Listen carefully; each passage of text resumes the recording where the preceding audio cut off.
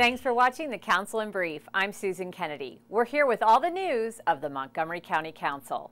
We start this week with news on a bill that would ensure low-wage service workers would have temporary job protections when their employer's service contract is terminated. It's a measure that has divided the council. Those who support it held a press conference this week. They say the bill provides protection for those low-income workers who could be harmed by interruptions in their income. It essentially gives service workers, some of the lowest paid workers in the county, a 90-day notice if their employer decides to vacate a contract. We've had this bill since last June. It's been over a year. And I went to the chair of the HHS committee in May and asked for the bill to be put on the committee agenda, and it's August, and it didn't go to committee until yesterday. So clearly there are members of the council who would rather not see this kind of worker-friendly legislation be passed in Montgomery County, but I am going to see this through to the end. However, Council President Roger Berliner says the bill needs work. It was actually extraordinary to have a work session on Monday and bring it to full council on Tuesday. So only if everybody was really very comfortable was I going to be comfortable with that.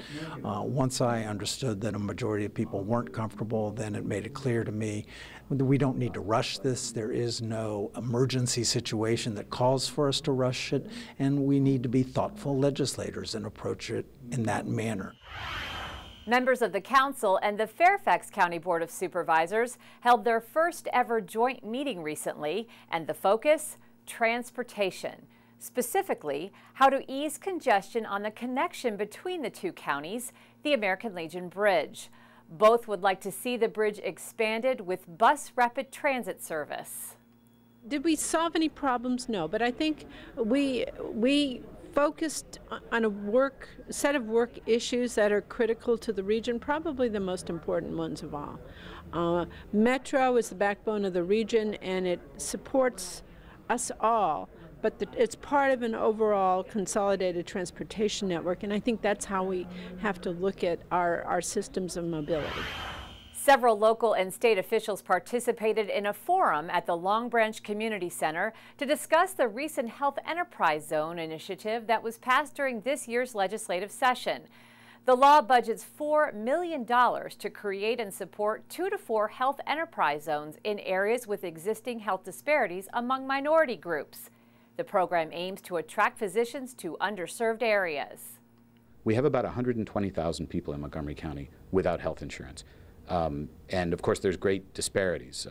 In the Hispanic community, more than 19% of people have no health insurance. In the African American community, about 23% of people have no health insurance. So it's very important that we make this case to the state government that this Health Enterprise Zone program, which is intended to eliminate health disparities, that we get a pilot project here in Montgomery County. We know how to do this. We can make it work. We can put the money into patient care right away. Members of the Education Committee held a follow-up work session on a report that looks at services for students on the autism spectrum. Councilmember Phil Andrews requested the report, and he told us where we are in terms of serving these students. While there are many good programs in the school system, there are still a lot of issues in terms of the needs of the students being met. And the school system acknowledges that they're launching new initiatives and working to strengthen the professional development of staff that work with students on the autism spectrum, because there's a very wide range of students on the spectrum. Events of 70 years ago in World War II changed the history of the world. On September 19th at the Silver Spring Civic Building, the county will honor those who served their nation at that time.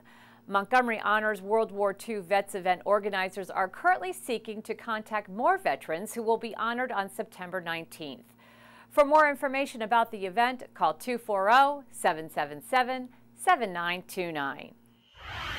Well, that does it for this edition of the Council in Brief. The council now begins its summer recess and will return after the Labor Day holiday. I'm Susan Kennedy. Thanks for watching.